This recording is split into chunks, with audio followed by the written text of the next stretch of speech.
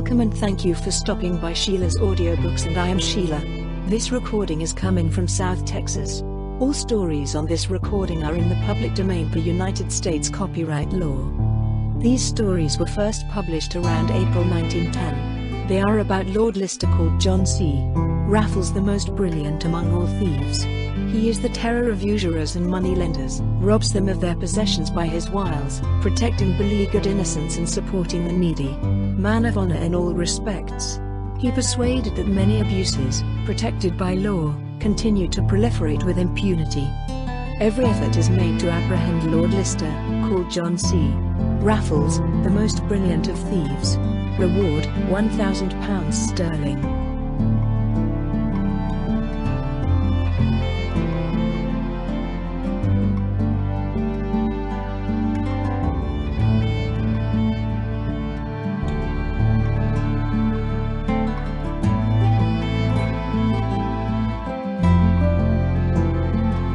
Lord Lister the Punished Don 1. By Kurt Matthewy. Chapter 1. Protector of Virtue. As is the case every night in the City of London, today the streets were overcrowded with officials of the great banking institutions returning home from their offices. This bustle of people made it difficult for an old, thin man to keep an eye on a couple who had been walking ahead of him on a quiet side street for some time. They were a veiled slender young girl, of whom only the beautiful figure and the profuse golden hair could be seen, and a small, plump gentleman with a cylinder and an elegant fur coat. The lady was at least a head taller than he. He had forced himself at the corner of the street on the young girl, who, according to her simple appearance and the package she was carrying under her arm, was a shop assistant or something, and now spoke to her busily and in a low voice. The young girl apparently listened to him only reluctantly.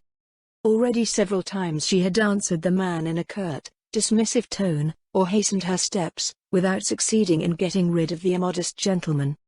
Now, however, when he even slipped his arm through hers and attempted to embrace her by force, she paused to defend herself against him.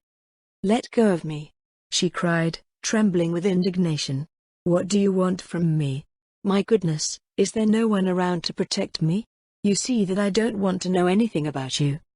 No sooner had she said this than the old man was already at her side. It was as if he had only been waiting for this cry for help. And so unexpectedly did he emerge from the shadows of the row of houses that not only the assailant, but also the young girl at first looked back in terror. "Drums! Leave that lady alone, sir. Or else, in spite of your fine clothes, I will break your legs." The person so kindly addressed turned furiously.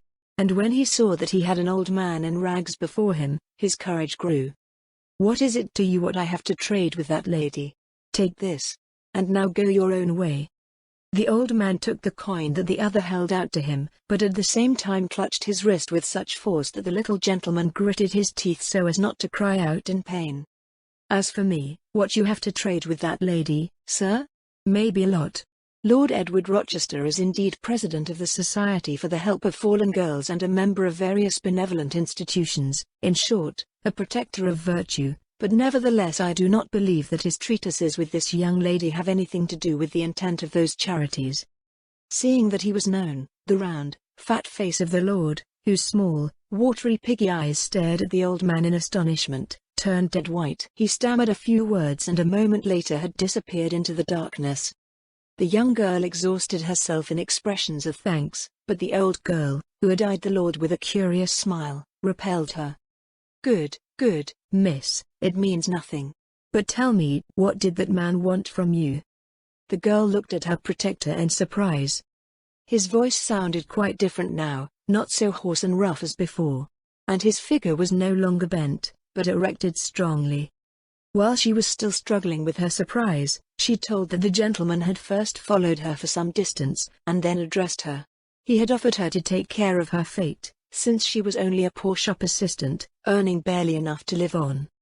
If she would entrust herself to him, he would see to it that she would no longer have to work so hard, for he thought she was much too young and beautiful for that. "But," she concluded, sobbing, "though I am but a poor shop lady who has to support a poor sick mother, and if things are going so badly for us at the moment that our landlord has threatened us to throw us out on the street, if we don't pay the rent before the 3rd of the following month, I'd rather end my life than sell me for money." Ah, dear man, she sighed, it is often very difficult for a poor girl to resist temptation. She had pulled back her veil to dry her tears, and the old man saw an exceedingly beautiful face, on which, however, sorrow and hardship had left traces. The old man shook her hand with pity. "Do not despair, dear child," he said. "Heaven will not leave you. When did you say that rent must be paid?" "Before the 3rd. It's £5. And now it is already the 30th of November. The old nodded. "And where do you live? It might be possible that we needed each other again." The girl gave her name and address. "Good. And now go home in peace." Again he warmly squeezed her hand, and before she could say anything more, he was gone round the corner. Chapter 2. 2 Letters. The next morning, as Lord Rochester sat down at the writing table in his lavishly furnished study to check the morning mail, he first noticed a small, oblong place setting, the address of which was written in a graceful woman's hand, and therefore attracted the most attention. Pulled. No sooner had he opened the letter and read the first lines than blood rose to his head, and his little eyes glittered with joyful surprise. The letter read: "Dear Lord, on my way home yesterday, I had the honor and the extraordinary pleasure of making your acquaintance. Unfortunately, I am compelled to apologize to you for my rude behavior. I didn't know with whom I had the honor, and the unwelcome behavior of the old brat prevented me from getting acquainted with you and treating you as kindly as you had deserved with your kind intentions. For a poor shop assistant may call it a great fortune to have the patronage of such a distinguished and influential gentleman. Due to my position I am unfortunately bound on working days. If, however, you can forgive my rudeness and wish to meet me again, it would make me happy if you would come and visit me tomorrow, Sunday, afternoon, between 5 and 8 o'clock, at my home, 285 Baltic Street, Too High. With the highest regard and reverence. Mary Green, at the home of Mrs. Dumbies." The Lord could hardly contain his joy. Of course he would go. It is true that he had not yet been able to see the shop assistant's face, but her figure, her posture, and beautiful golden hair suggested that she was very beautiful. Oh, indeed, the regent of the Home for Servants, the president of the Association for the Protection of Fallen Girls, was a connoisseur of women. He looked further through his correspondence and finally opened a large white square place setting, the address and contents of which had been machine-written. Scarcely had he unfolded the paper, however, and read the first words, when a look of joy that still spread over his face gave way to an expression of great terror. He read: "Lord Rochester, thou art the greatest hypocrite and scoundrel that lives on earth. You do all kinds of charitable work in the sight of the world and are generous with the money of others, but that does not prevent you from sucking your poor tenants and putting them on the street with their wife and children unmercifully, if they owe thee, unable to pay interest on time. You're not much good for the rest either. Thy harshness, greed, and deceit is horrifying. And that's why I've come up with a plan to give you a little lesson. Listen. In your study is your safe, in which there are at present £4,000 in cash, which you have obtained through usury and deceit, and from which I will relieve you tomorrow, Sunday, between 5 and 7 o'clock. Don't bother taking precautions. It would be a futile effort. John C. Raffles." Raffles. When the Lord read that name, the last drop of blood left his cheeks. Woe to him who drew the attention of this great thief. He knew only too well what this name meant. All the doors opened to him as if by a magic hand, the strongest steel plates melted under his fingers like wax, and besides, he was omnipresent. Yes, there were people who claimed to have seen him in several places at once. To get her hands on the superhuman gifted Lord Lister. More than a dozen times he had been nearly caught, but each time he had escaped. And wasn't this letter something special in itself? How did Raffles know about the money's presence in his safe? Yes, how was it possible that he knew exactly the amount? The Lord wiped the cold sweat from his forehead. Even his own wife knew nothing of this money, which he had only received yesterday, for his meeting with the beautiful Mary. The beautiful Mary. Only now did he think of her again. Damn, how unfortunate that was. Between 5 and 7, what unbelievable, extreme brutality, Raffles had announced his break-in, and just in those very hours the beautiful young woman had invited him to her room. The Lord was furious and fearful at the same time. But finally he calmed down. No, this story was already too stupidly put together to start from Raffles. For the sender of the letter must understand that he, the Lord, would not be so stupid as to leave the money in the safe until it pleased the letter writer to come and get it. Oh no, Raffles wasn't so stupid. No doubt this was a misplaced joke. He had so many enemies, especially among his tenants, to whom he was indeed inexorable. And these knew that he had received the rent yesterday, and had settled with the steward. It did not take much shrewdness to plan and understand the sum that he would keep it in his safe over the Sunday, and then deposit it with the bank. The sole purpose of the letter, then, was to frighten him. Yet the Lord decided to take his measures in any case. He telephoned Scotland Yard, the headquarters of the London Secret Police. 5 minutes later, Captain Baxter knew all about the matter. As every time he heard the name of John C. Raffles, the famous chief of police became quite upset. John C. Raffles. How much useless effort and disappointment did that name remind him of? That cursed Raffles again, sighed Baxter, looking desperately at his colleagues. It is as if that name must become the curse of my life.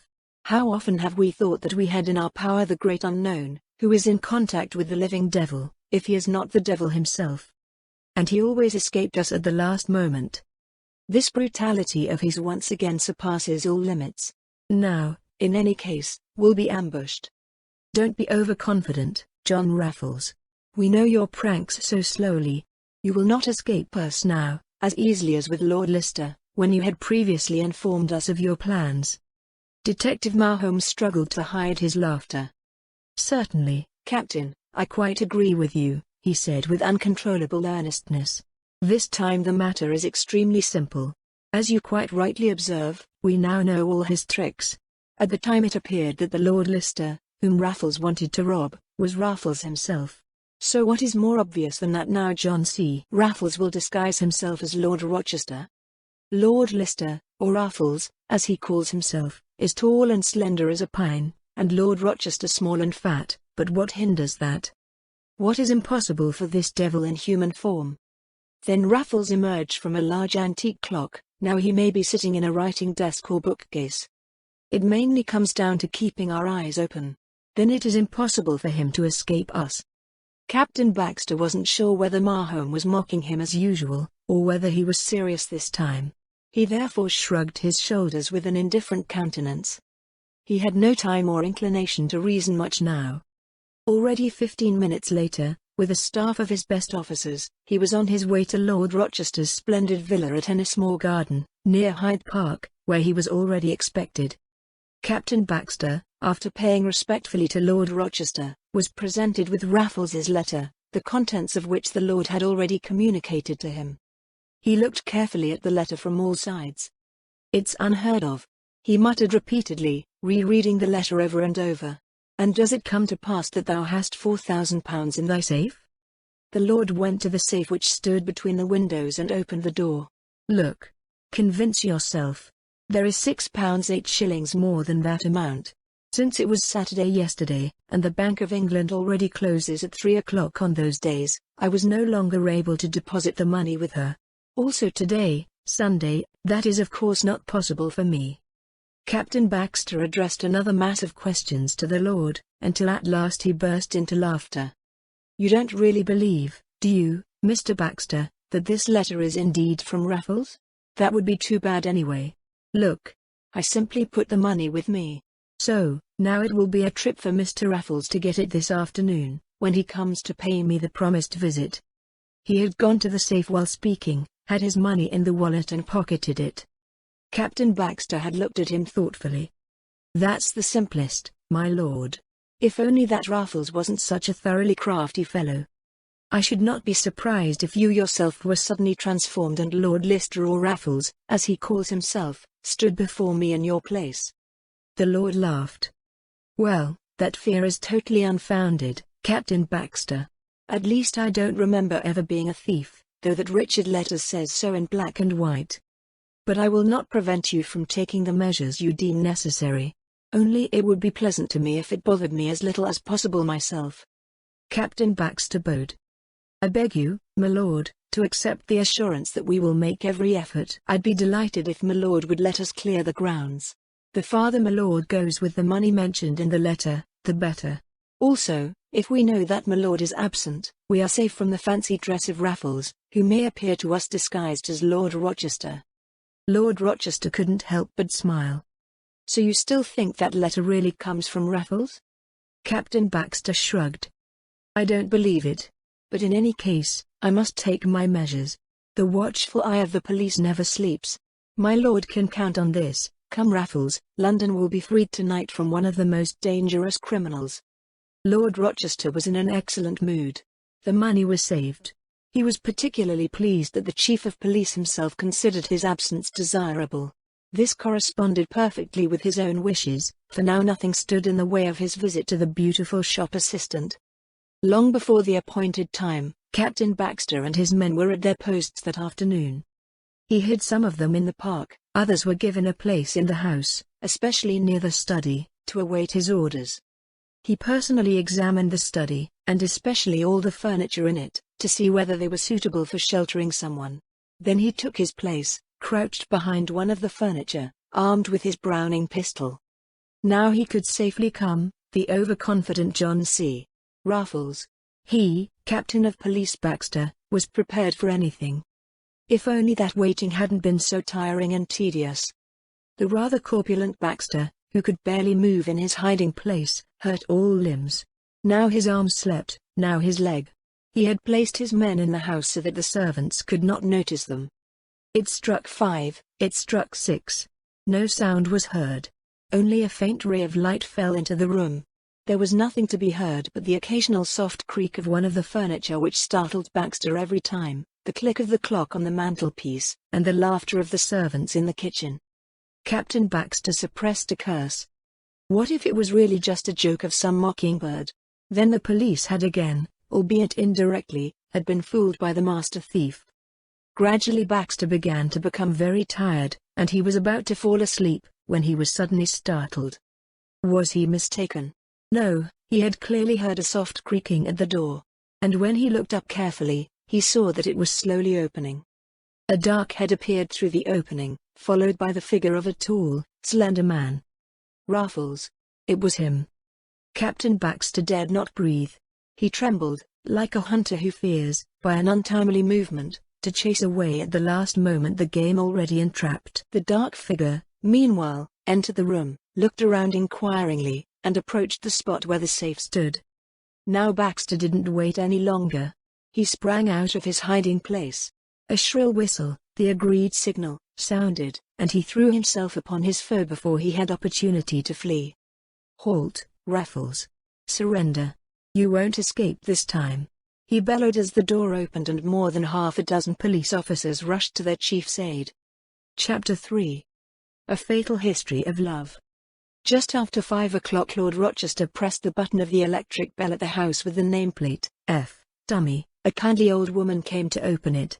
When asked about Miss Green, she replied, "Miss Green is expecting you," after which she led the lord into a simple, but neatly furnished room. She knocked on the door. "Miss Green."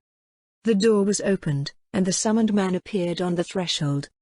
Lord Rochester found her at once very beautiful, in spite of her features a little too strong, which were softened, however, by the luxuriant golden hair, the same hair that had already caught his attention and aroused his admiration yesterday. He followed Miss Green into the room. The young girl apparently felt more or less timid. Only after the lord had repeatedly assured her that he was no longer angry with her at all did she overcome her embarrassment and told him of her difficult life. The lord listened to her with boredom and looked around absent-mindedly. It really didn't look great in this shabby room. But that was actually good. The easier he would have one with the young girl. "Ah well, my lord," concluded Miss Green, "it is not a pleasant life I have here, and you will understand now how happy it makes me to see you with me. It is very kind of you that you want to help me. And I put my trust in you. I have heard that you are at the head of all kinds of associations for charity. That is sufficient assurance to me of your noble intentions." This turn of the conversation did not seem to please the lord. "Certainly, child, but that is for later concern," he replied. "It must certainly be ensured that the immorality in the lower classes of the people does not increase in magnitude. However, if one is alone with a beautiful young girl, He tried to hug her, but she escaped him. "You are a flatterer, my lord," she laughed. "But I'm glad you don't put on a stern, serious face, at any rate, as I'd feared such a moral judge would. Of course, you fight against the immorality of other people. Ha ha. It is wonderfully beautiful." She laughed heartily and the lord laughed too. It got really nice, especially when Mrs. Dummy brought in coffee. For Miss Green liked to offer her distinguished guest a cup of coffee. She also presented him with cigarettes. She herself did not smoke. She had bought them especially for the lord, and it was only for that reason that he could not refuse to light one. He had barely half-smoked the cigarettes when he noticed a strange sensation. A heavy languor took hold of him so suddenly and with such force that he labored in vain to resist it. After a few minutes his eyes closed, his head rested on his chest and he had fallen asleep on the sofa on which he was sitting.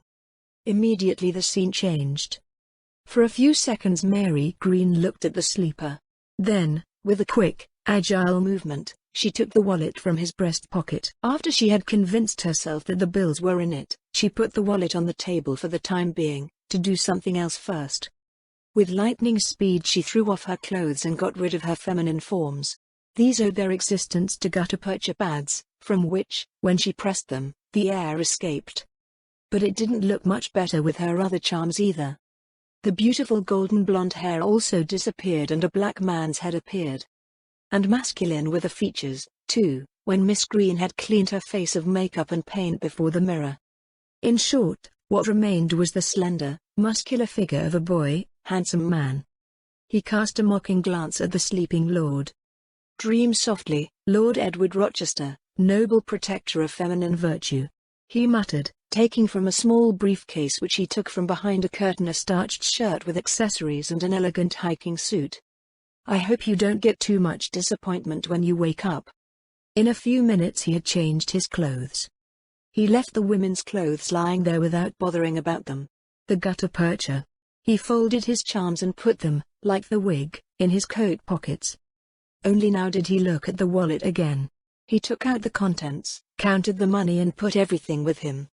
Instead of the bank notes, he put a note in the wallet, which he had written with his fountain pen. After he had put the wallet back in the lord's pocket, he went to listen at the door. The portal was empty.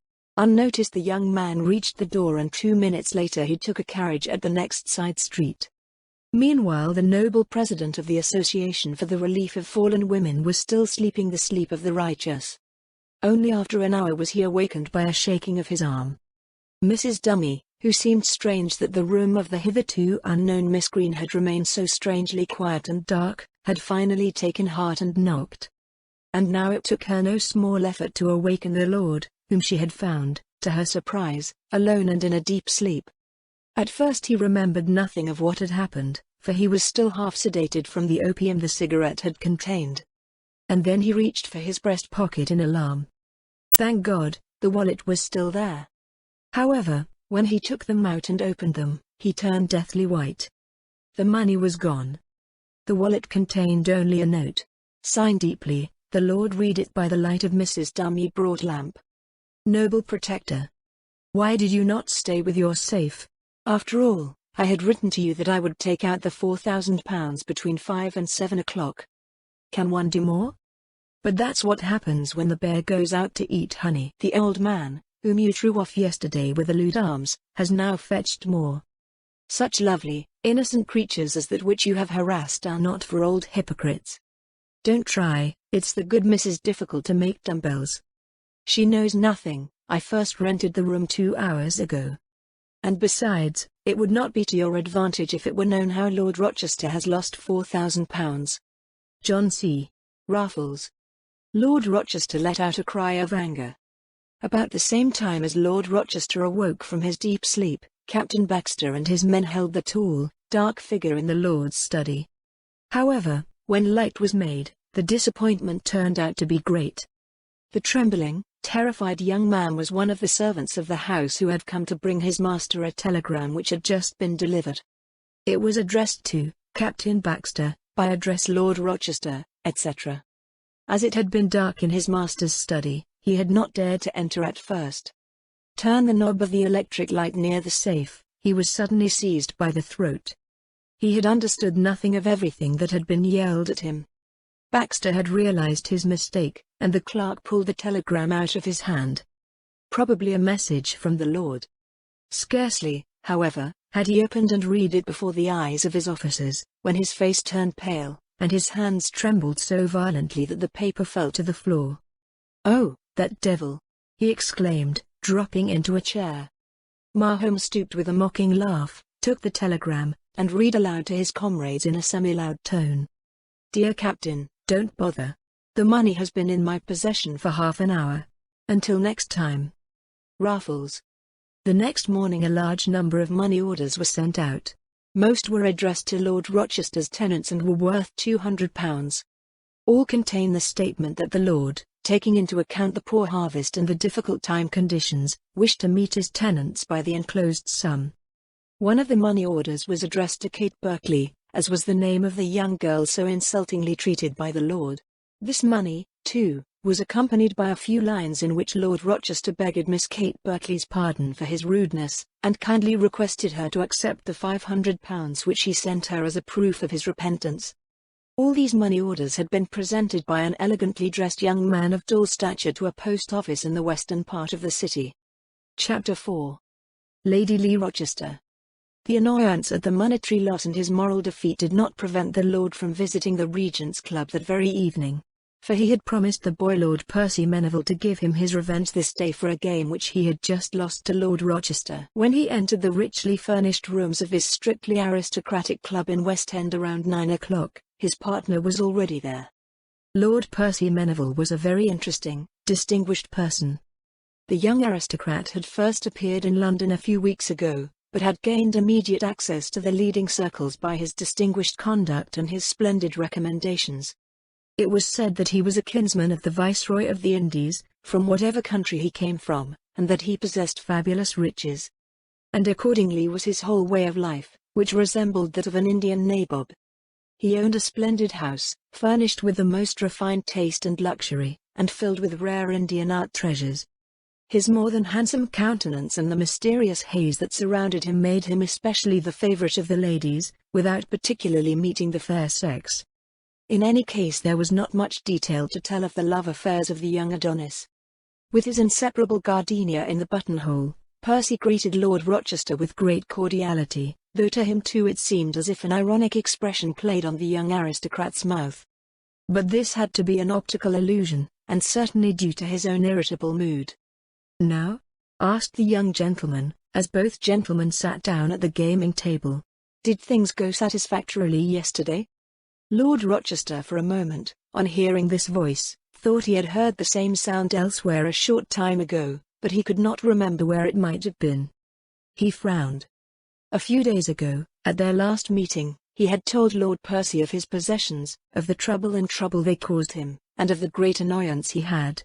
And finally, that he had to go out on Saturdays to receive the rent and settle with his steward. "Oh, my God, it just doesn't go without a fight," he replied evasively.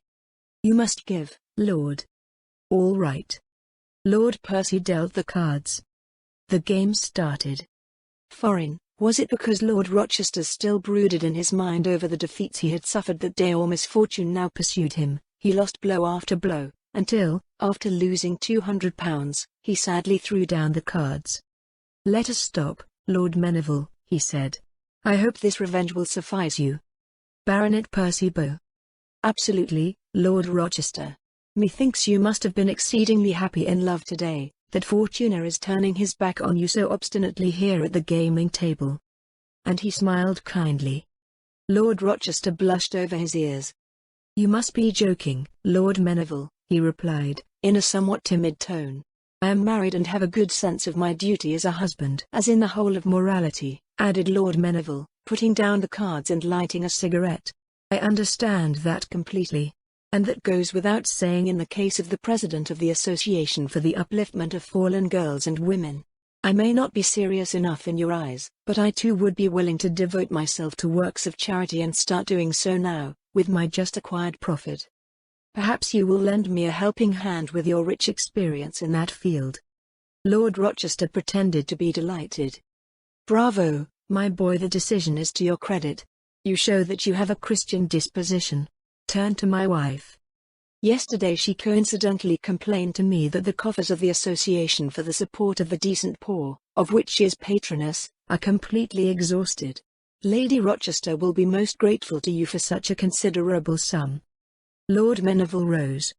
Thank you, my lord. It will give me great pleasure to present my little gift to the lady.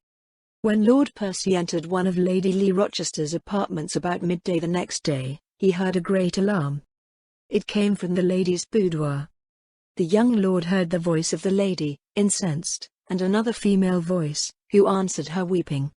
"Milady, I assure you." "Shut up, you shameless creature. Something like that in my house. Depart, go at once. And don't show yourself in my house again. Now why are you still hesitating? Wait, I'll lend you a hand. Take this with you as a souvenir, Zoe, and this and this." Lord Percy heard the clapping of ears, followed by a cry each time. Almost at the same instant the door of the boudoir opened. A young girl in a maid's frock rushed out of the room, her eyes weeping red, anxiously like a haunted deer. The girl was beautiful and young, and good-natured and sweet, all the more reason for the young lord to feel pity for her. The girl had stopped in astonishment when she saw the stranger, and as no one else was present Lord Percy approached her to ask what was the cause of her grief. Sobbing, the maid told him what had happened. Her mistress was very strict about morals. She would not tolerate the smallest love story from her servants. "Ah, my lord," she continued, sobbing, "don't think too badly of me. I am from decent family and a decent girl. There is a fair relationship between Alfred Reynolds and me. He wants to marry me as soon as he gets a permanent position with a decent salary. Yesterday he waited for me at the gate of the park to inform me that he has a good chance of being placed at a large banking institution. We walked back and forth for a while, and when we said goodbye, he gave me a kiss.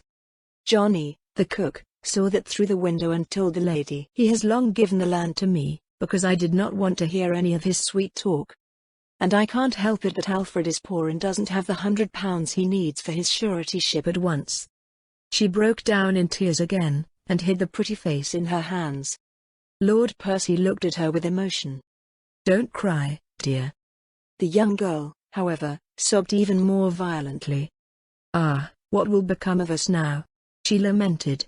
"Now I am also unemployed, and Madam said she would put in my certificate that she had dismissed me for immoral conduct."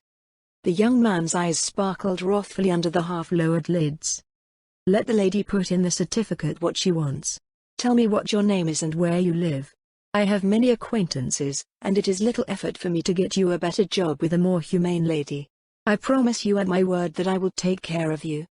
The girl looked at him in surprise and gratitude. His whole personality inspired her confidence. "Ah, my lord, how shall I thank you? My name is Nellie Somerset, and if you would write to me, my address is my aunt, the widow Mary Somerset, 318 Wilson Street." She quickly dried her tears, and passed away less troubled, after Lord Percy had once more promised her that she would hear from him within 3 days. She had just left when another maid entered the room. Lord Percy handed her his card, begging her to give it to Madam. A moment later the girl returned from the boudoir. The lady, not knowing that her visitor had been waiting some time, let him say it was her pleasure to receive my lord. Entered the lady's lavishly decorated boudoir. Lady Lee had just finished her toilet. She was a tall, slender, black-haired figure. Smiling, she extended her jeweled, slightly oversized hand to Lord Percy. "You have been waiting a long time, Lord Meneville," said the lady of about 30, in a somewhat harsh voice. "But fortunately you have at last found your way to me." Lord Percy was astonished at these words. "I do not know whether you are acquainted with the reason of my coming." Certainly, the Lord, my husband, has told me that you intend to participate in our pious work. But take your seat, Lord, and allow me to make myself comfortable too. I am still a bit tired from the last bustle. My husband probably told me about it. We had the police in the house the day before yesterday." Lord Percy said he knew nothing. The lady had settled down on a couch and was looking longingly at her visitor. "Not? Well, actually it didn't mean anything. Imagine, The day before yesterday a mockingbird took the joke to threaten my husband that he would come that day to empty his safe and sign that letter with the infamous name John C. Raffles. Surely you have heard of this Raffles? The Lord smiled mysteriously. Yes, my lady. Now, and came the great unknown? No, but we were still nervous.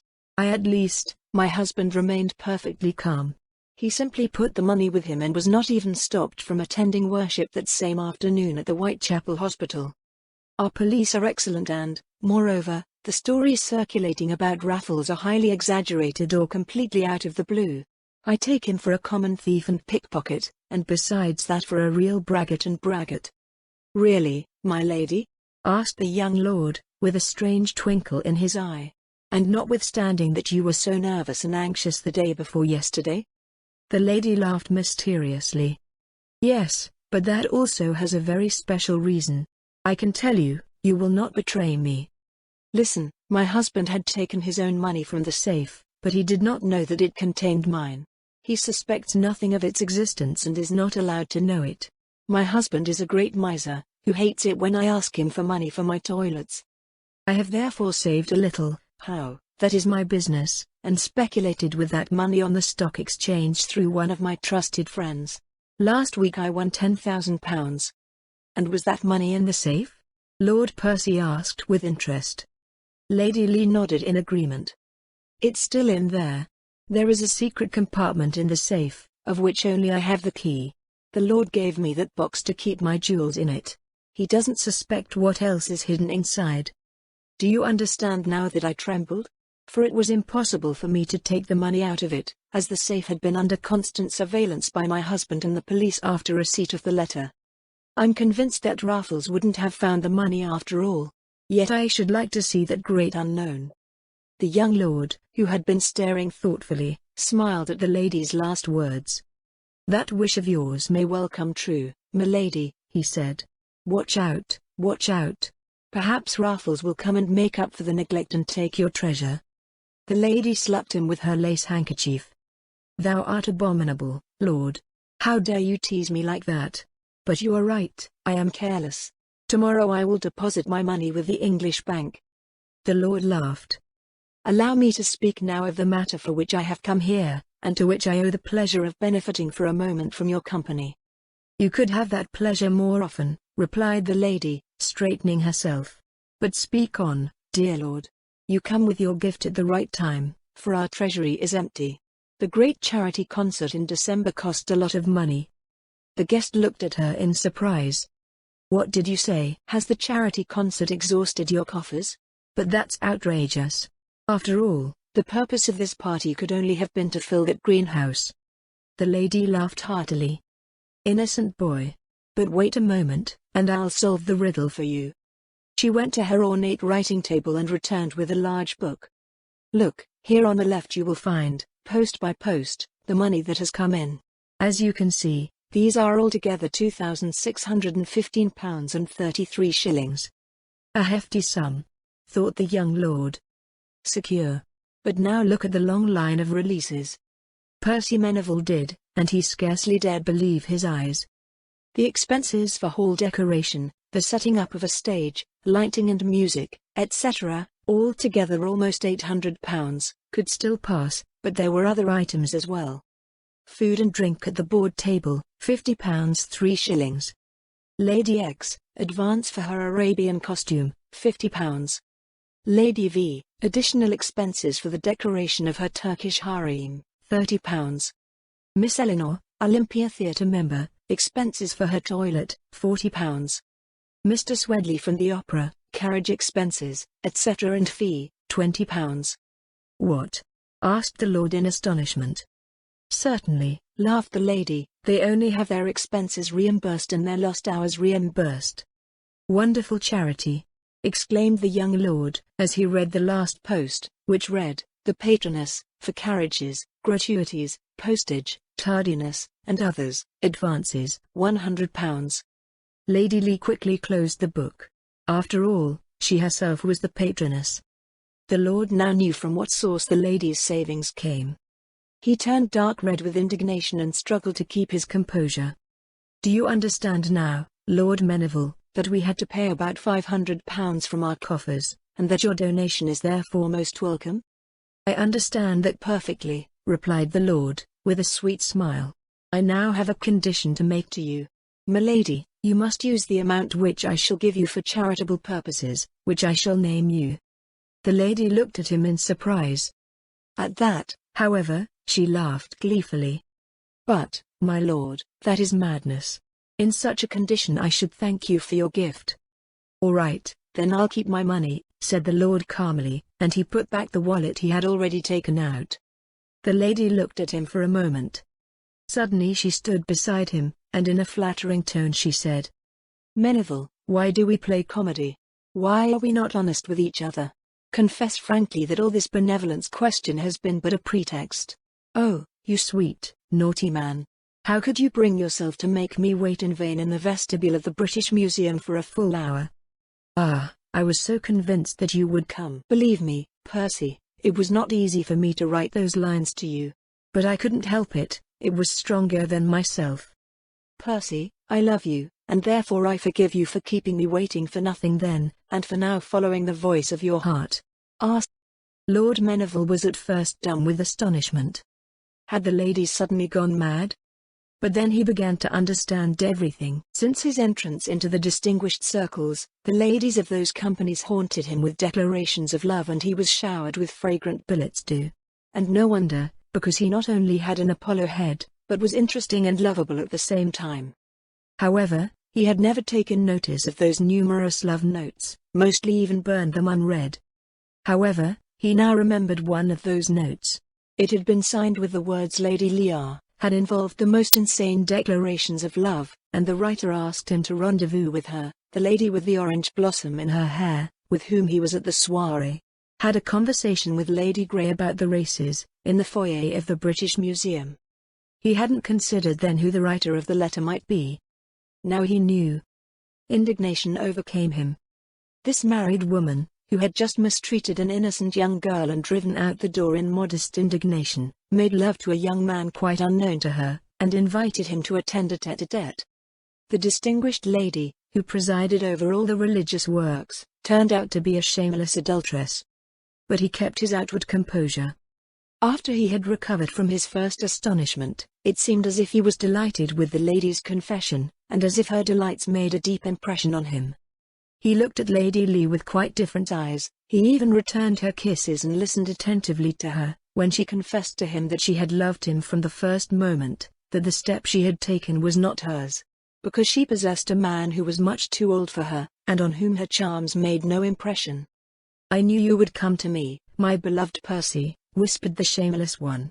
"But be quiet, someone is coming. One more thing. My husband is going on a trip tomorrow night. Think about that. I will send you a few lines and at the same time the key to the little gate. Then come to me after midnight." Steps were indeed heard outside. The door was opened and the lord entered. When Percy Meneville left the villa 15 minutes later, he laughed in silence. "What did she say at the farewell? See you tomorrow night. Don't worry, milady, we'll see each other sooner." Chapter 5. A fatal tete-a-tete. When Lord and Lady Rochester sat across from each other at supper, the lady spoke only of the boy Lord Meneville. She praised his amiability and his wit, and suggested that one day invite the young lord to dinner. Her husband listened absently. His mind was apparently elsewhere. Before the servant took the dessert, he got up and apologized to his wife. He had to attend a general meeting of the Association for the Betterment of the Prisoners.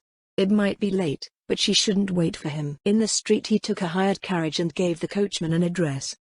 Half an hour later the lord rang at a door which bore a bronze plaque bearing the name Arabella Norfolk. This lady was a chorister at the Alhambra Theatre. "Here at least I won't be surprised in such a way as Sunday at Mary Green," thought the lord. A beautiful chambermaid opened the door for him and the lord entered. He had not noticed that a closed carriage had followed him on his way here. Lady Lee went to bed at midnight. "What a pity you are not with me, Percy, my darling. Ah, if only I could have guessed that the opportunity would be so favorable already now," she thought, before closing her eyes with a sigh of longing. How long she had slept she did not know, but suddenly she was awakened by a loud ringing. She looked around in dismay. It was pitch dark in the room, but when she looked at the glass balcony door, the blood stiffened in her veins. In the dim light of the moon she saw the dark outline of a man. He had pressed the glass pane, put his hand through the opening, and opened the door. The lady wanted to scream, but no sound came from her lips. Her throat was tight, for by the light of a flashlight she discovered the barrel of a revolver pointed at her. "Good evening, milady," said a voice that sounded surprisingly familiar. "Stay calm. Then you have nothing to fear. Otherwise, I would be forced to pierce your cuddly little head with a bullet." He went to the wall and, at the turn of a knob, turned on the electric light. Lady Lee, in spite of the threat of the intruder, could not contain a half-loud exclamation of terror and amazement. What she had thought for a moment upon hearing his voice became certainty. She recognized the man, who now stood facing her with crossed arms and calmly smiling. It was Percy Meneville. "My lord, how bold you are." It sounded involuntarily from her lips. She didn't know whether she should be happy or anxious. "If you could no longer control your desire and impatience." The young man interrupted her. "You are mistaken, milady. There is no desire or impatience here. I had to climb up the columns of the balcony, and that is not the easiest way. For if I had waited for you to send me the key, the £10,000 in question would not have been there." The lady looked at him pale and trembling. "Lord Percy, for God's sake, what does all this mean?" Meneville's face suddenly took on a stern expression. "That means I have come here to demand the £10,000 you stole from the poor." "Yes, milady, you did. For the money with which you have speculated in the exchange belonged to the poor, for whom you have gathered it. Your profit therefore belongs to them too. I am sure Lady Rochester will be just enough to see that and return to the poor their rightful property." Now that the lady saw that she had nothing to fear for her life, her fear disappeared. She looked at the intruder with a wrathful look. "And only to tell me that do you come here like a thief in the night? Thou art impudent. I will call my servants and have you thrown out the door." Then the servants might at once hear that Lord Percy Meneville's nocturnal visitation would have been most pleasing to their mistress in other circumstances, said the lord. "I am sorry," he went on, when he saw Lady Lee hid her face in her hands, "that you must think me disrespectful, and that I must cause you sorrow, but it is no longer acceptable for one to go in by day. The mantle of morality is clothed, that one holds one's hand over fallen women, that one treats a poor innocent girl, because she allows her betrothed to kiss her, as an ignominy, and shows the door. And at night itself are forbidden fruits and flouting all the laws of honor and virtue and conjugal fidelity. I must confess, Lady Rochester, that the meanest girl in Whitechapel is morally superior to me in my eyes. For she does not set herself up as a moralist over others, but shows herself in her true form." The lady stretched out her bare arms defensively. "Stop, Lord Percy. Go away. Go. Not until I have the £10,000 in my possession," she moaned. "Come back tomorrow by day. Let me not in vain appeal to your chivalry. Think what thou owest not only to a lady, but also to thyself, to the name Meneville." The lord smiled gloomily. "You are mistaken, milady. I am not Lord Meneville. I am also one of those who have fallen victim to human lies and hypocrisy. And that is why it is my goal in life to fight them wherever I meet them on my way. Milady, you have today expressed the wish to see the boaster Raffles face to face. Well, that wish has been fulfilled. I'm John C. Raffles. Look," and with a swift movement he removed his phony beard, "that pimp Raffles is before you." Lady Lee turned as pale as a dead man. Raffles, however, continued with great calm. "If you but see that further opposition on your part is futile, and can bring you nothing but unpleasantness, you will have appealed to my chivalry for good reason. Hard as it is for me to miss the sight of all your charms, yet I will turn for a moment to give you an opportunity to get out of bed and put on a morning gown.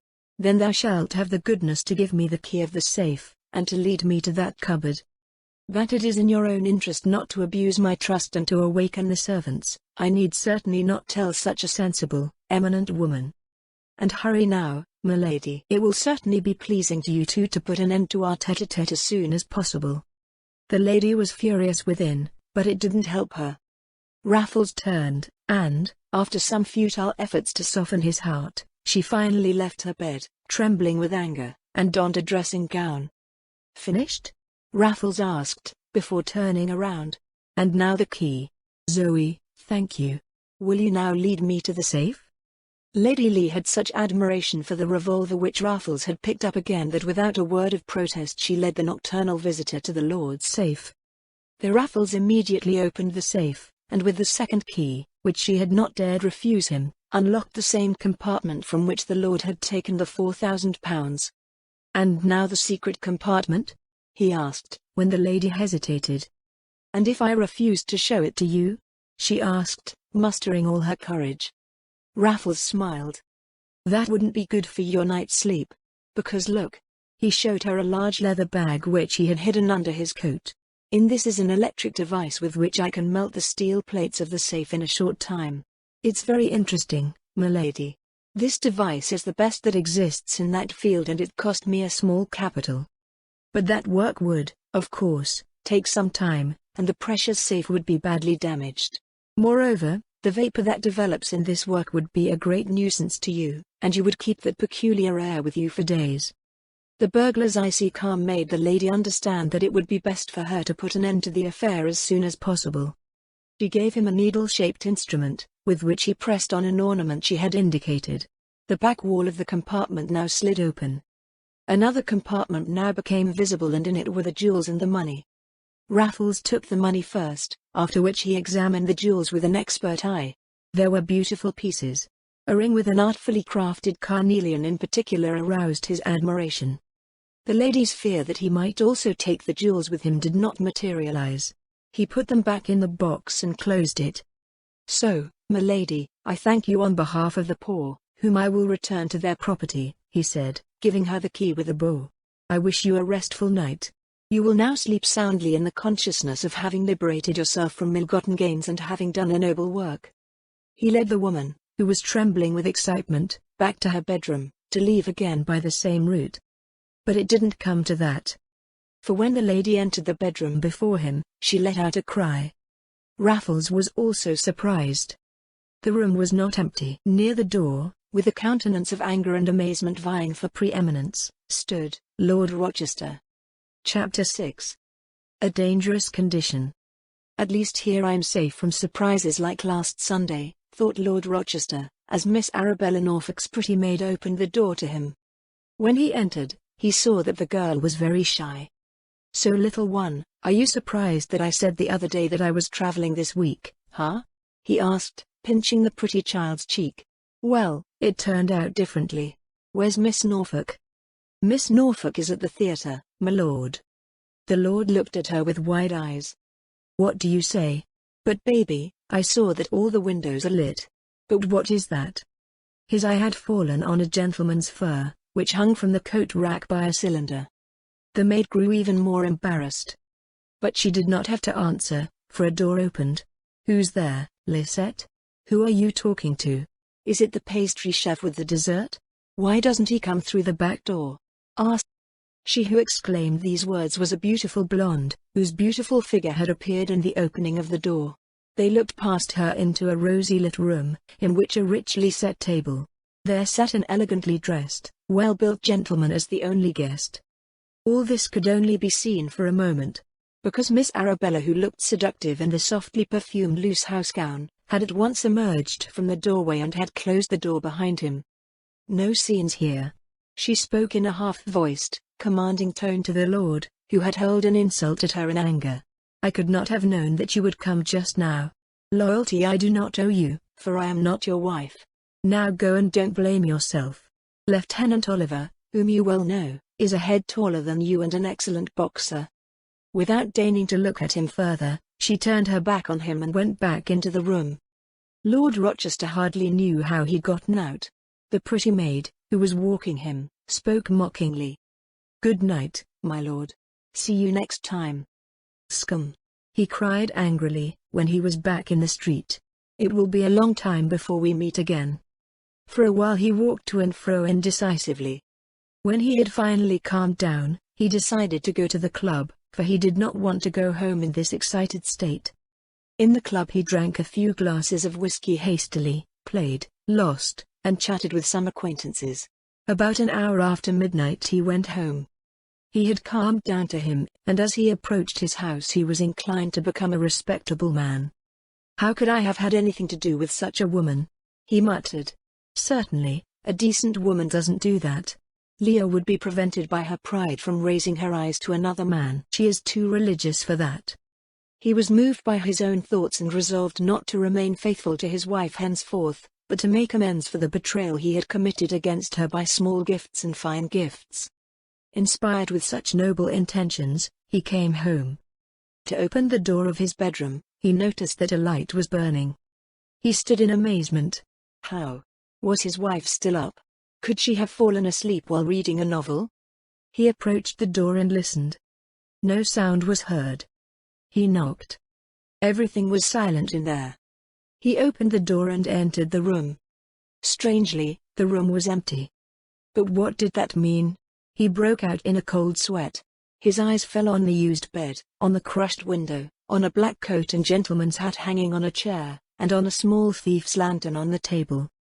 My God! Would Lee have been killed and her body dragged away? He didn't love her too tenderly, but the thought made him shiver.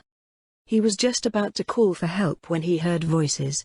The door of the adjoining room was opened and, very inadequately dressed, the presumed dead, followed by a smartly dressed gentleman, entered the room. Despite the missing beard he recognized in Mr. Lord Percy Meneville. The Lord, his wife, the broken window, the thief's lantern on the table. How was he supposed to understand all this? He stared at the pair with his mouth wide open. Then a thought of suspicion flew through his head. Was the same scene waiting for him here as with Arabella a moment ago? Sir Dash. But already Leah flew to him. "Thank God you're back here at last, Edward. Protect me. That wretch is Raffles." Lord Rochester looked at the visitor with bulging eyes. Raffles? He made a polite bow. "To serve you, Lord Rochester. Perhaps you know me better by the name Mary Green. I'm sorry you came back so early, I didn't expect you." The name Mary Green reminded the Lord of his unpleasant adventure. He turned red and pale by turns.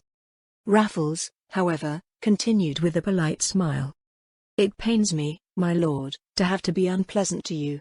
I found the front door closed, and so had to take this unusual way." He pointed to the broken window pane, "to fix a trivial affair with the lady." "He robbed me, Edward," cried the lady. £10,000, which I kept secretly in the safe, he has stolen." Lord Rochester pricked up his ears. His eyes sparkled with greed, and with extraordinary courage he exclaimed. "But that's unheard of.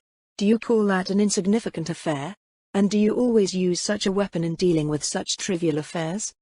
He pointed to the revolver, which Raffles still held in his hand. Raffles laughed. "No, my lord, at least not to ladies. Be fearless. See for yourself, the revolver isn't even loaded." This was stupid of him. In an instant sparkled in Lord Rochester's hand a revolver which he had drawn from his pocket.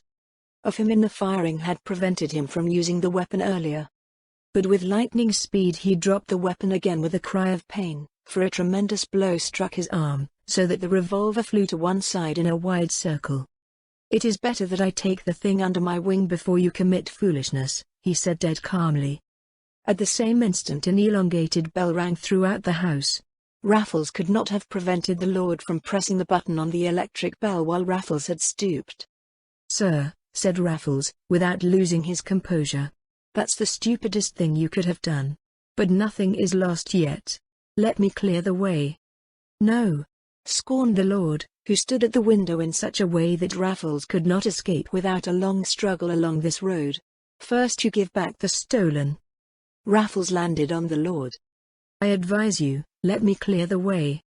The lady shrieked with terror, and the lord hesitated for a moment. There resounded the footsteps of the servants, who came rushing toward him, and the lord regained his courage. "Shoot, if you dare. But remember, you can escape no more, and the gallows await you." Raffles let his arm sink and, laughing, threw himself into a chair. He hadn't been serious for a moment to shoot. "You are right, Lord Rochester," he said in a mocking tone. "It would be a shame to rid the world of such a wonderful man as you are. I pity your rashness only in your own interest. For now you will have to break your head to get me off the track as unnoticed as possible." After asking permission from the lady with an ironic bow, he lit a cigarette to await the further course of events. The door was opened, and the terrified faces of a whole band of half-clothed servants appeared in the opening. The Lord took a heroic stance. "Fortunately, I got home earlier than my plan," he said. "Thus I still had time to prevent a terrible crime. You can all earn an extra reward. For that man who broke into the lady's bedroom through the window is Raffles." This name worked like a magic word on the servants. They stared almost reverently at the famous man. "Now?" the Lord asked impatiently. He had expected nothing less than for the servants to throw themselves upon the man. But the imperturbable composure of that rare man, who continued to smoke his cigarette undisturbed and unmindful of them, perhaps also the revolver in his hand, with which he apparently played inattentive, restrained them. It seemed better to them to keep their distance, for they knew the incredible stories that were told about the rare courage, agility and physical strength of the great unknown. "Sir," said one of the subordinates at last, timidly, "it seems to me that it is a matter for the police to have Mr. to capture Raffles." "Accursed," said the Lord, gritting his teeth with anger. Then called the police. "You, Johnny," he said to the elder servant, who had approached hesitantly, "telephone Scotland Yard at once. Ask Captain Baxter to come here at once with enough help to capture Raffles." To add a warm greeting from Raffles to Captain Baxter. "Tell him to hasten," said Raffles with a mocking laugh. The Lord took no notice of these words. "You, Bob, get from my smoking room the 2 revolvers that hang above the gun rack and the Winchester rifle from the gun case. Bring me 1 revolver, arm yourself and Baptiste with the other and the rifle, and stay in the parlor with both of you, to be at hand at the first call. Willem and James, rush to the park. Awaken the gardener, and keep watch with him under the balcony, lest the criminal may escape us by the same way he came. And you, Pierre, stand by the front door and bring in the police as soon as they come." The servants withdrew, and when Bob returned with the revolver, and withdrew again, the 3 were alone again. "So," said Raffles, getting up and throwing the rest of his cigarette into a silver ashtray, "now we can finally have a serious talk. Do you know, Lord Rochester, that you are committing a moral and social suicide?" The Lord laughed nervously. "What does that mean? Thinkest thou to impress me by sophistry? I am doing a favor by exposing the pretended Lord Meneville and disarming a most dangerous criminal." "Sure," Raffles nodded. "But have you not yet thought that I could take revenge and also engage in unmasking people? It will be a trial, Lord Rochester, and then I shall have the pleasure of presenting some spicy details about Lord and Lady Rochester." He cast a sidelong glance at the lady. This one had turned pale. The Lord, on the other hand, shrugged contemptuously. "The judiciary will know what to believe about the suspicion of an unscrupulous criminal. As for my wife, I do not understand what you mean by your insinuations." Raffles lit a cigarette. "Well, I might say, for instance, that Lady Lee stole the £10,000 she gave me today from the poor. Also remember that I broke into the lady's bedroom. Perhaps I could tell that in an attempt to rob Milady more than money and valuables, I met no opposition from her side, but, on the contrary, complied with her wishes." The Lord turned yellow with envy. "That is a brutality no one will believe," he hissed. "Lady Rochester and a thief. That is so foolish that it is not even an insult." "The thief Raffles might not have allowed Milady a rendezvous, but perhaps to Lord Meneville," replied Raffles in a cool tone. "Lord Rochester, I advise you again, call back your servants, and see that I may leave this charming abode without a stir. Don't push me to the limit. Do not force me to go to court with proof that Lady Lee Rochester is not only a thief, but also an unscrupulous adulteress, who uses her husband's temporary absence to pursue gallant adventures." A hoarse sound escaped the lips of the Lord.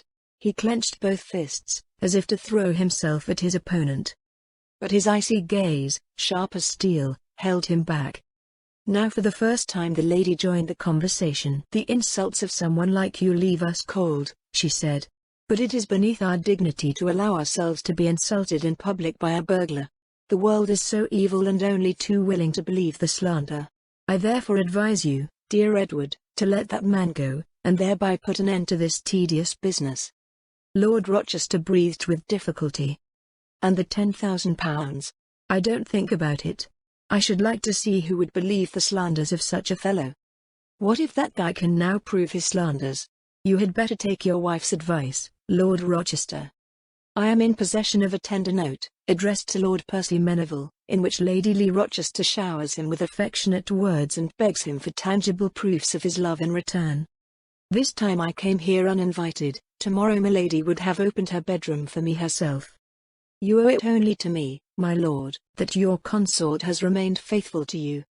The lord stared at his wife. Lee, is that true? She didn't have to answer. A look at the lady, who had fallen with a loud cry on a chair and dared not look up, told him the truth. Shameless adulteress! Wretched, dishonorable woman! Shouted the lord. Tonight I will drive you out of the house, and tomorrow I will file for divorce. He pretended to hit her. But Raffles got in his way. Thou shalt do nothing, my lord. It is not my intention to destroy a marriage based on such a great mutual harmony of characters and to separate two people who are so well matched. Don't forget that you're only out of the beautiful Arabella Norfolk's paid abode. I might perhaps be able to supply the lady with further divorce data against you, old hypocrite and seducer. No sooner had he spoken these words than the lady looked up. Furious, her greenish eyes looked at the criminal. But that's so, you scoundrel, you. Raffles calmly interposed between the two husbands and said, It gives me pleasure to fight this matter further tomorrow. You are completely worthy of one another. And now it is high time, Lord Rochester, to recall the posted guards, that needless scandal and unnecessary expense be avoided for you. And the letter? The lord asked. Give me the letter first. Raffles shook his head. I don't think about it. First, I don't have it with me, and besides, I still need it, in case milady should not mind my demand to resign her functions in the charitable associations. At last I want to keep it to prevent you from acting immodestly against me. For I do not intend to give up the field, but wish to play the part of Percy Meneville for some time. If you would prevent me from doing this, you would smash your own glasses. On the other hand, as long as you keep your composure, you will have nothing to fear from me. And make haste now, Lord. Make sure I can remove myself. The lord trembled with rage, but he saw that if Raffles were captured he would have lost his honor and prestige in his position in society.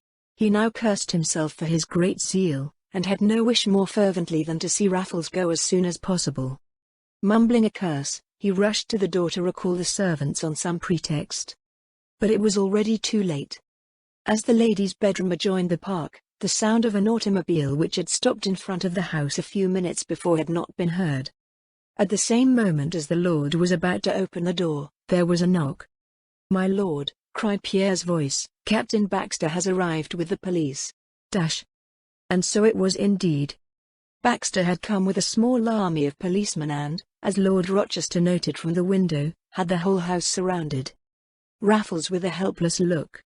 The lady wrung her hands desperately. Raffles shrugged indifferently. It is because of your stubbornness, he whispered. You really deserved that I let myself be captured. And I would if I didn't feel a little more pity for you. Tell the servant that you yourself will come at once. As Raffles spoke these words, his appearance already changed. From the breast pocket of his coat he took out a dense wig. A beard followed.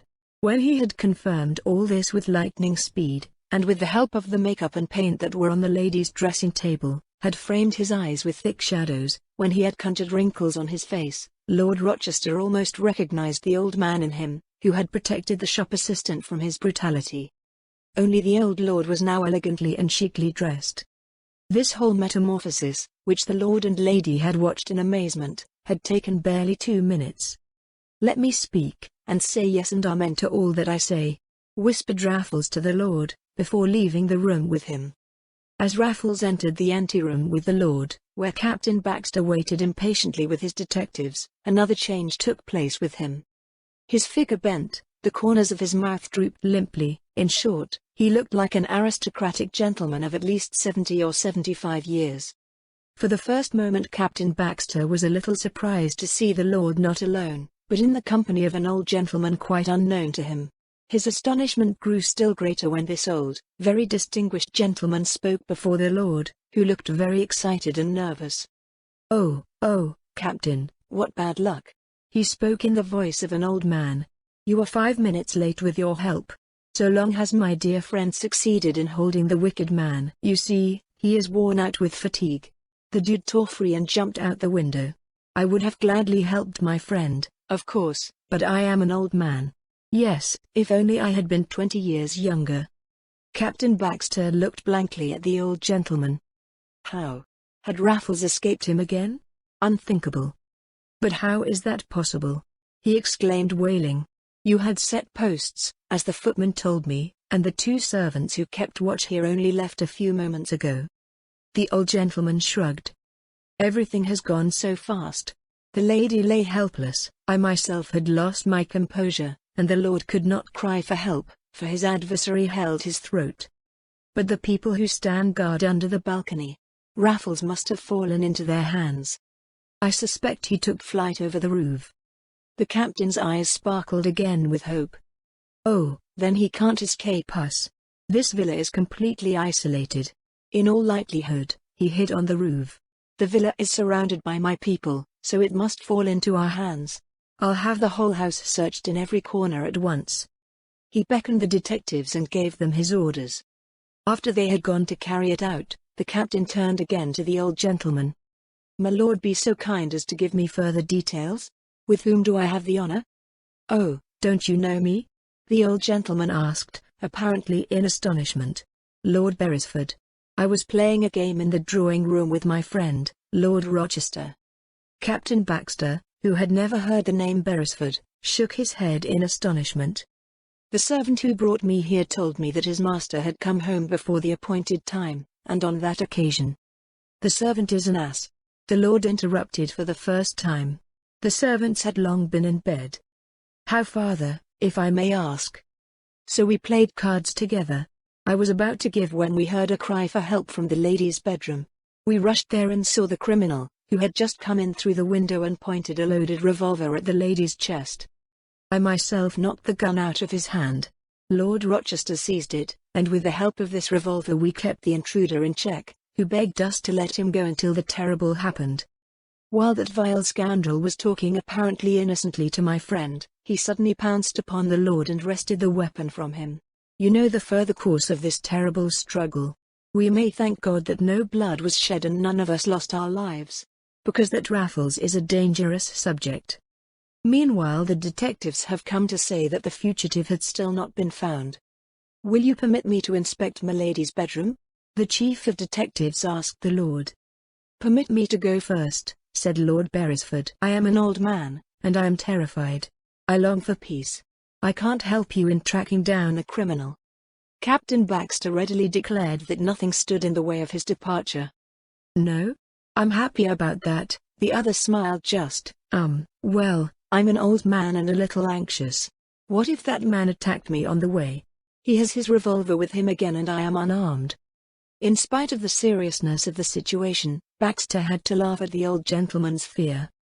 I'll give you a policeman, my lord, who will take you to a carriage. The old gentleman smiled gratefully. Yes? That's kind of you. Thank you in advance, Captain. Baxter immediately called a police officer. When the old gentleman left the room with this detective, Lord Rochester looked after him with bitter fury. There he went, never to come back, and with him the £10,000. Captain Baxter continued his research with great zeal. This time he had to catch Raffles, who couldn't have left the house yet. Meanwhile Lord Beresford walked at the policeman's side. Slowly, slowly, young friend. He repeated over and over. It doesn't go so fast at my age. At the first side street he took a carriage. Wait a minute, he said to the agent, tipping him. I must give you a few lines for Captain Baxter. He tore a page from his pocketbook, found his fountain pen and wrote a few lines. Look, coachman, get on with it now, he exclaimed, specifying the nearest square for the purpose of the ride. Captain Baxter, who had the beads of sweat on his forehead, was just ordering his men to examine the chimneys, when old Beresford's conductor entered and handed him the note. Hastily, Captain Baxter tore open the cover. What would the old gentleman have to say to him?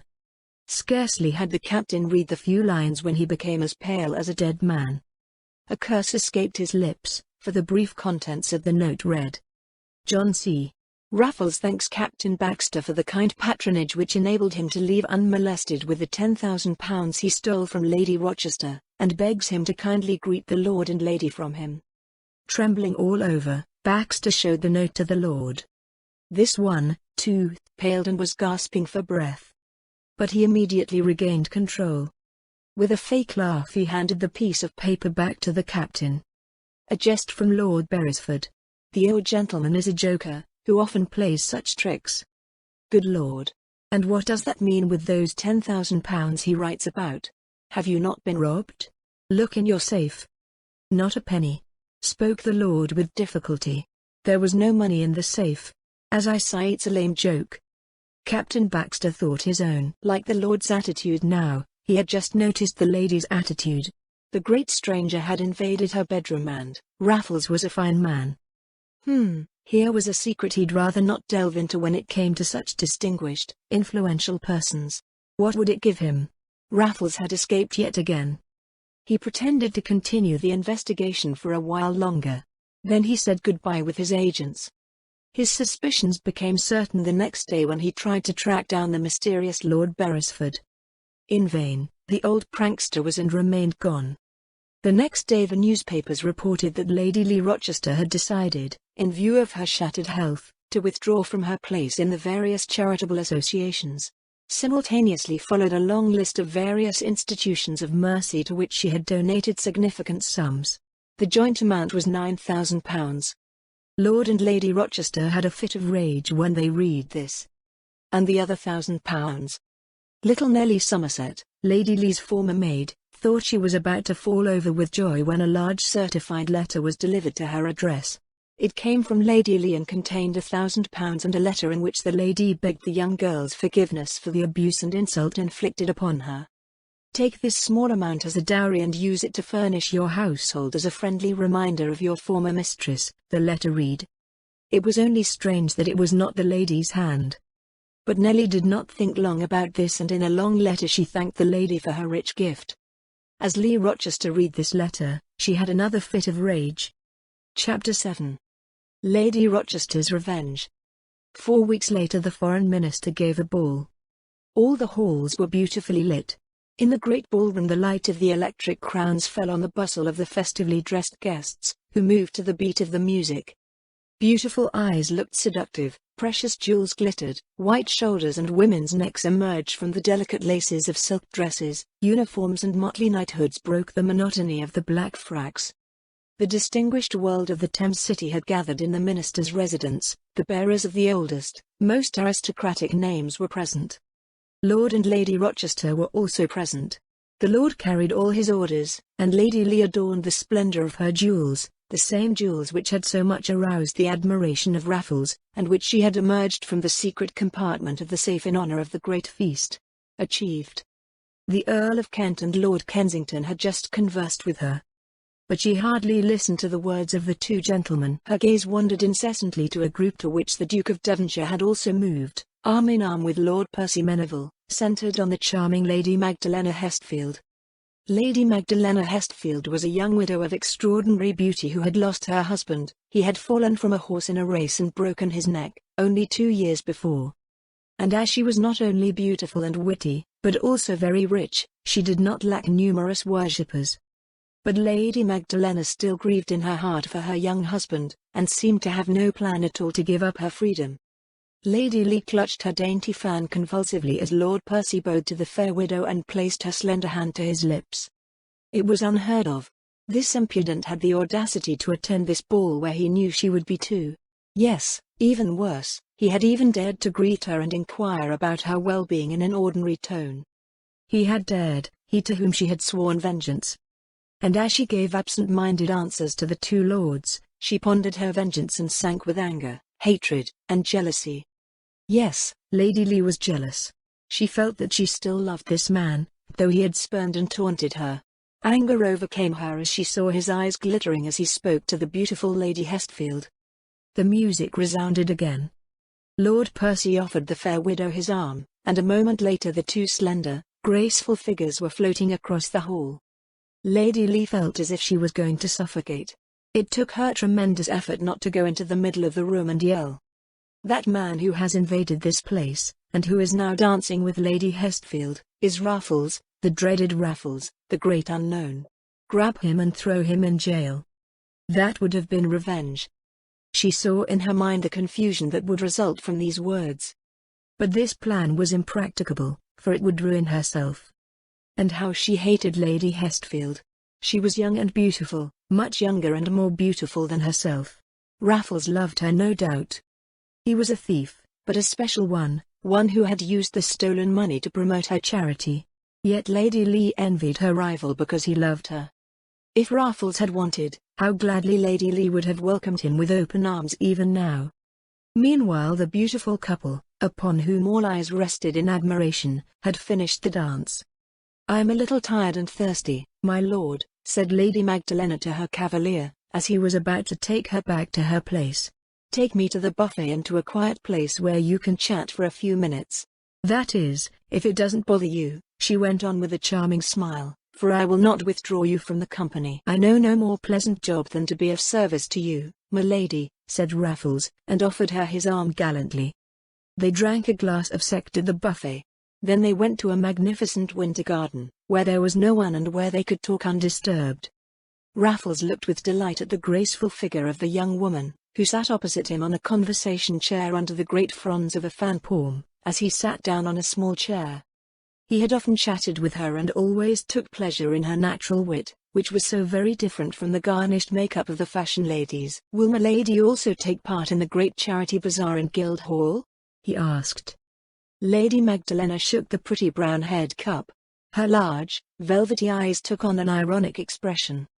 "Would you like to visit that benevolent comedy, where, as always, our ladies exercise the benevolence of doing good only for themselves, that is, to exhibit herself and her charms, if not worse?" "No, I thank you for it. The next morning I always have the land when I read endless reports about all those charitable ladies and her toilets in the papers. If I want to do good, I need no bazaar or ball for it.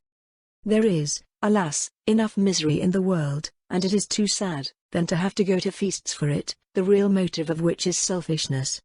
"Well spoken," exclaimed Raffles Meneville enthusiastically. "May I kiss your fingers in token of my sympathy with these words?" The lady let him go with a smile and then went on. "Look, my lord, so much is said of a certain Raffles. No doubt you too have heard of him?" The other nodded without a muscle in his face changing.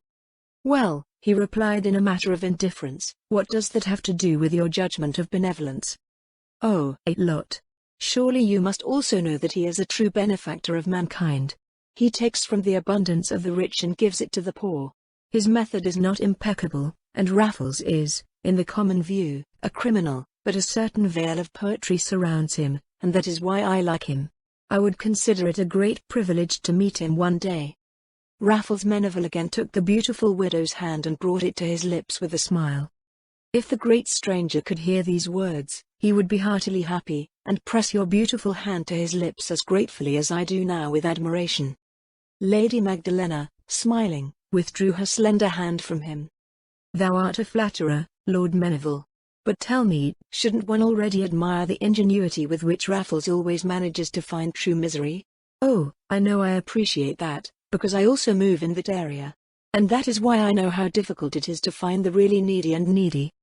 It is not an accident, by the way, if a benevolence strikes someone who does not really deserve it.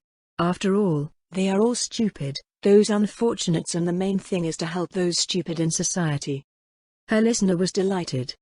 "Give God that all the rich thought and acted like you, my lady," he said, moved. "I'm sure Raffles would have little to do then. That is why I am happy to be able to help you with my experiences. I work in that field a bit too, that is," he interrupted himself modestly with a smile, "only as an amateur. Just today, in the east of the city, I got to know a poor devil, a craftsman, who for many years supported his family in a decent manner, until a long illness forced him to sleep. The family is now facing its downfall. I immediately gave those poor people the bare necessities. But they need more, at least £50, to get back into decent conditions. I vouch for the honesty and decency of these people, but unfortunately my coffers are completely empty at the moment." He looked at Lady Magdalena expectantly. Her cheeks were colored a soft red with a blush of pleasure. Her eyes shone as she told him that she was grateful to him for his communication, and would gladly assist him with double the amount or more.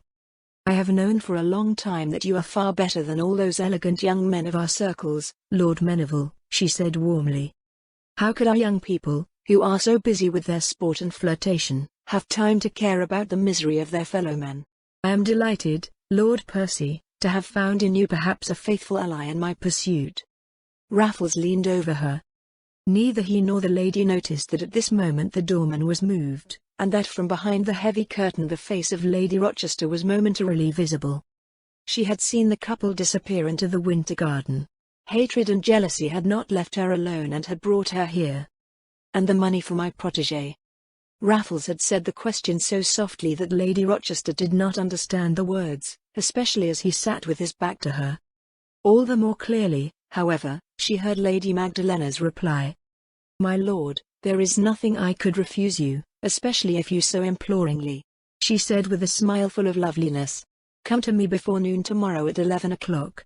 I will then give you what you wish, and you will be pleased with me." Lady Lee saw only that the lord pressed the young woman's hand to his lips. Then she rushed off. When, some time later, she saw the couple again in the ballroom talking, her green eyes sparkled with deep hatred. She turned pale and red in turn. "Revenge! Revenge!" she whispered to herself, and when she had left the prom and had been home long ago, she was still thinking how she might satisfy her desire for revenge on Raffles and her supposed rival at the same time. When she had finally made her plan, she fell asleep. The next morning Captain Baxter received the following telegram. "Captain Baxter, Scotland Yard. Raffles is Lady Magdalena Hestfield's lover. If thou wilt take him captive, thou shalt find him in the lady's boudoir at 11 o'clock this morning." As the captain, who was just checking the morning reports, read these lines, his eyes grew bigger and bigger. His breath grew heavy, he was panting with excitement, and the detectives who were in the room looked at him in amazement. "What is it, Captain?" asked Sergeant Tyler. "Committed a murder, or—" "I think I know this face," interjected Detective Mahome, as he drew nearer. "I'll bet the weather refers to some region of our friend John C. Raffles." Captain Baxter looked at him with a disgruntled look. "Nearly guessed, Detective Mahome, for though the telegram is not from Raffles, it does concern him. The devil may get me, if not a woman behind it." "All the better," Mahome thought, after the detectives had read the telegram. "You know, Captain, that hatred and jealousy are our best allies." "So you value this telegram?" asked Captain Baxter. "Doubtless," replied Mahome, who often had an astonishing gift of combination. "This telegram comes from some woman who has been disappointed in love by Raffles." Muttered the captain thoughtfully. He thought of his sightings in Lady Rochester's bedroom. "I do believe you are right, Mahome," he replied, briskly. "So at last a woman's vengeance will hand us Raffles." "He would not be the first to be destroyed by a woman," said Mahome. Certainly, dear Mahome," replied the captain, feeling more and more at ease. "But tell me what time we are." Mahome took out his watch. "Just 10:15, Captain." "Beautiful. Then we have not a moment to lose. Before we are an hour further, we must have the great unknown in our hands." "Doubtless," cried Mahome. "He must not escape us this time." Captain Baxter did not answer, but immediately took his preparatory measures. Half an hour later he went out with a large number of detectives and ordinary police officers. Chapter 8. Raffles in the Clamp. When Lord Lister presented himself to Lady Magdalena at the appointed hour, he was already expected. The fair widow received him in a simple house gown, the soft folds of which enveloped her charming figure. Her appearance fitted perfectly into the tastefully decorated boudoir. She extended her hand to him with a friendly smile. "You are most welcome, my lord. I was already impatient, for I can never wait long to help poor people." Her fair face also bore the expression of great joy. Raffles couldn't look at her enough when she took a packet of banknotes. "Here, my lord, take that to those poor people, and soon give me the opportunity to lend you my aid. And now let's talk a little longer, for I hope you haven't come just to talk business, if I may call it that." Soon they were chatting cheerfully, So that time flew by. Raffles was delighted with the wit and good sense of the young widow, but no less with her great goodness, which shone through every word of hers. But the lady, too, succumbed to the great temptation emanating from Raffles, which made him so irresistible. She felt attracted to this man as if by an invisible bond. This was a man after her own heart. For the sake of this Lord Meneville she might even decide to sacrifice her independence as a widow, to make him happy with her love and her treasures. Lady Magdalena was a great lover of art. Her home resembled a small museum. It was her great pleasure to show Raffles, who was a first-rate connoisseur, her collections. To admire his general knowledge, he reasoned as judiciously over a piece of old porcelain from Seville as he did over a carved statue. "Look at this miniature, Lord. They say she belongs to Gonzales Cork," said the lady, showing him an oval portrait of a noblewoman, painted on porcelain, which she had taken from a glass case. Raffles, to get a better look, took the little work of art to the window, the curtains of which had been drawn. But with one swift movement, he withdrew from the window again. He happened to glance at the square in front of the house. That look had sufficed to convince him of the great danger he was in. He had discovered Captain Baxter, who had ordered his men to encircle the house on all sides, and who himself was now approaching the front door with a few policemen. Raffles knew enough. He knew that the police presence could only affect him and that Baxter would ring the bell in 3 or 4 minutes. His thoughts were working feverishly. Serious, but perfectly calm, he now turned to the lady. "Very beautiful," he said, handing her the miniature back. "If the lines were a little stricter, I'd take it for a chatelaine. But now something else, m'lady. Don't be scared. In a few minutes the police will be here to arrest me. She's already surrounded the house. Can and will you hide me somewhere?" Lady Magdalena stared at him, as if she feared that he had suddenly gone mad. Lord Lister guessed her thoughts. He smiled. "I'm not mad, m'lady, but I'm perfectly sane. But now you must make a quick decision. I am not Lord Percy Meneville, but John Raffles, whom you were so eager to make the acquaintance of."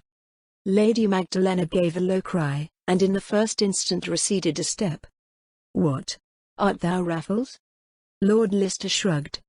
Time was short, action had to be taken quickly, so she came at once to him and pushed him forward with gentle force. "No, no, though you be Raffles, you will not be captured. I want and must save you." But how? She had not even the faintest idea of it in this moment of confusion, for no doubt Captain Baxter and his men would search every nook and cranny. "Can't you take her out of the back stairs or into the attic?" she asked, trembling in the hallway. "That wouldn't help me much," replied Raffles calmly. "That would be the stupidest thing I can do." They came into the kitchen. This one was empty. "Where's the kitchen maid?" asked Raffles. "I don't know. Probably to the market. But wait a minute." She pointed to a wall cupboard that was open. Raffles smiled. "Do you think the police won't look for me there?" "No, so stupid is even Mr. Not Baxter." At this moment the bell rang. The lady paled. "There they are. Great God!" "Yes," said Raffles, dead calmly, "there they are. After all, that was foreseeable. I am even surprised it took so long. Baxter must have taken special precautions. The main thing now is that you keep your composure a little. Is that possible?" The lady nodded in agreement. "First hide my hat, overcoat, and cane, which are in the anteroom. Then you must quickly return to the drawing room and deny that I am here, and especially try to keep the captain talking as long as possible. Leave everything else to me." Lady Magdalena looked at him wistfully and disappeared. The call was made for the second time. Lord Lister, when he was alone, went to the wall cupboard. When Lady Magdalena, pale but determined, re-entered her parlour, her maidservant just came with word that someone from the police was downstairs and wished to see her. In maid astonishment the lady asked, "Someone from the police? What does he want? Bring him here." Captain Baxter looked around sharply as he entered. He was disappointed. "M'lady," he said with a deep bow, which he always thought for a beautiful woman, "I am very sorry that I have to bother you and cause you any trouble. But duty demands it of me. I have come to arrest a dangerous criminal who is in your house." The lady laughed heartily. "What do you say, Captain? A dangerous criminal in my home? That's really funny. Then you must have made a mistake in the door. Not at all, milady. If I'm here with Lady Magdalena Hestfield, would you like to read this telegram? He gave her the telegram from Lady Rochester. The lady returned it to him with a smile. And that's why you came here? But you have been fooled. Raffles at Lady Hestfield's home. After all, if I'm not mistaken, he's a dangerous thief? No, sir Captain, you flew in. Captain Baxter laughed sourly. Do you think, milady? But what if I tell you now that I saw Raffles with my own eyes in front of one of your windows a few minutes ago? She shrugged. Then you were mistaken, Captain. That has been nothing but optical illusion. How would that thief get into my house? Captain Baxter became suspicious. He looked at the lady with piercing eyes. Very well, milady, but who was with you then? The maid-servant told me as she opened the door that her mistress was not alone, but had visitors. The lady paled with terror, but like a true Eva's daughter she immediately regained her composure. I certainly had visitors. Lord Percy Meneville has been with me. I had invited him to receive a sum of money for a needy family. And as help was needed here soon, he immediately left. I let him out myself. Indeed? And just now milady claimed I was mistaken when I saw Raffles standing at your window. You have that too? Replied Lady Magdalena impatiently. You saw Lord Meneville and not Raffles standing at the window. Captain Baxter bit his lips. He suspected that this lady was an ally of Raffles, and was doing her best to rob him of his prey. And where is Lord Meneville?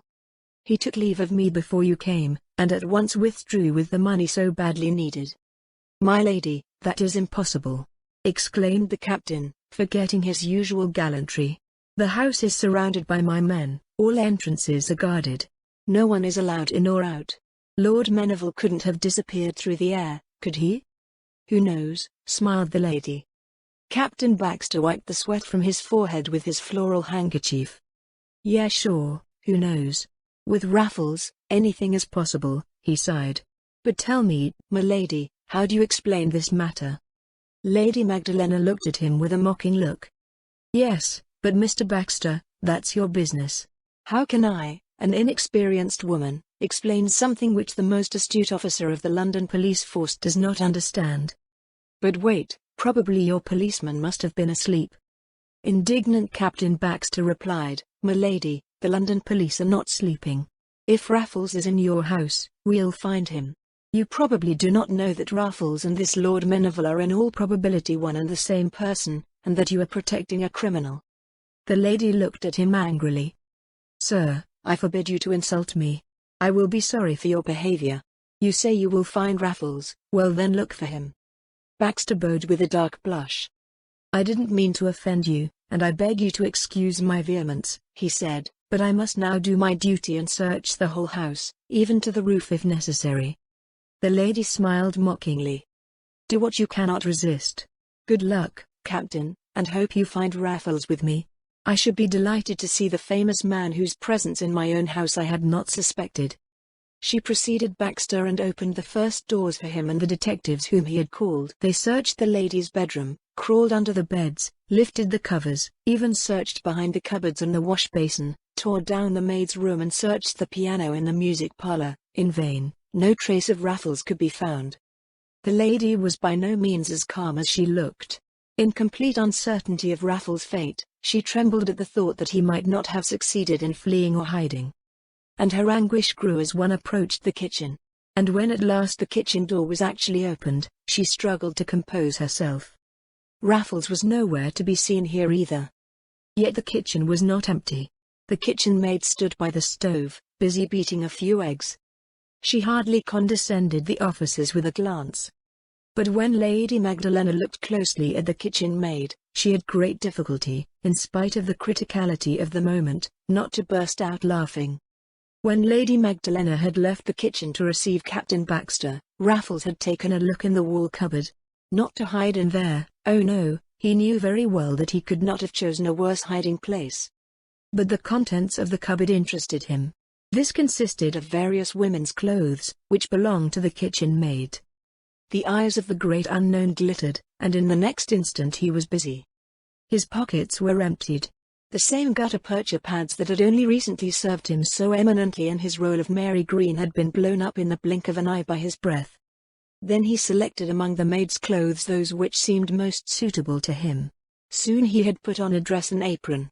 The golden blonde wig, which he still wore, adorned his head, and a cap, which he also found in the cupboard, completed the toilet. He had hardly gone to the stove when he heard a noise outside. He clearly discerned a quarrelling female voice, in whose owner he recognized Lady Hestfield's real kitchen maid. With her basket on her arm, she angrily longed to be let into the house, which the detectives refused.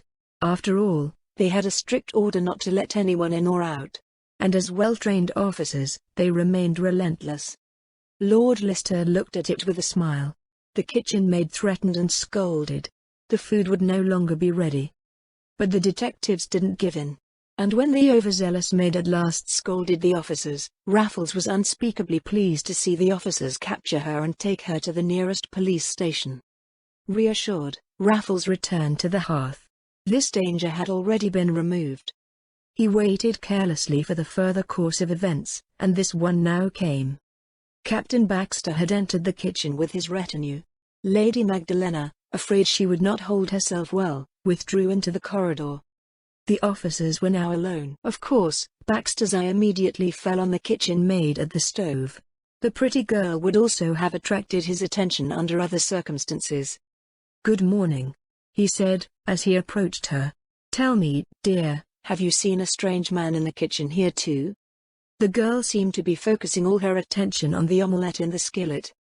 "No, sir," she spoke curtly. "No man has any business in my kitchen."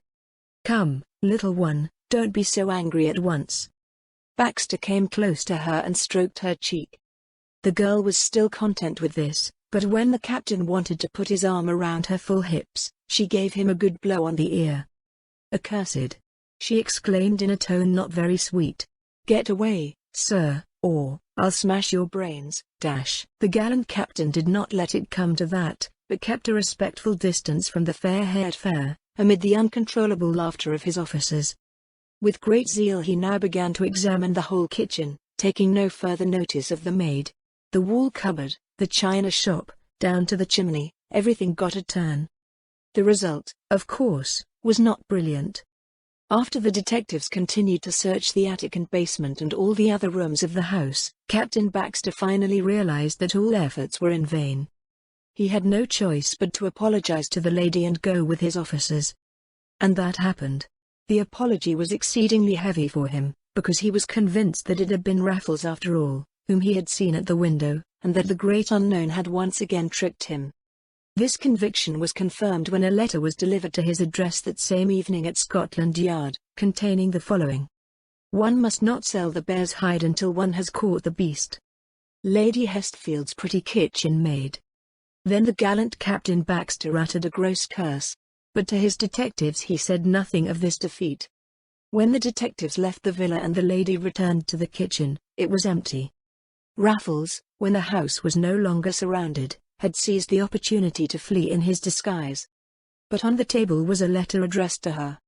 Tensively she broke it open and read: "My lady, thank you. Regret not what thou hast done. Thou hast not rendered thy help to an unworthy one. The poor man to whom I will hand your gift is William Stanhope, and lives at 117C Water Street. Tell the kitchen maid that her clothes were stolen during her absence.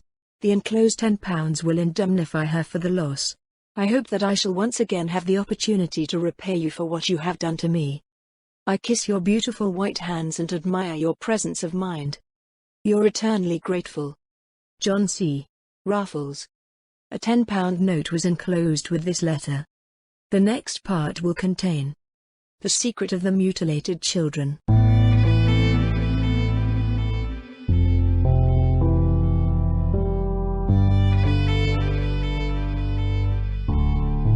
Thank you for listening to today's episode. I really hoped you enjoyed it.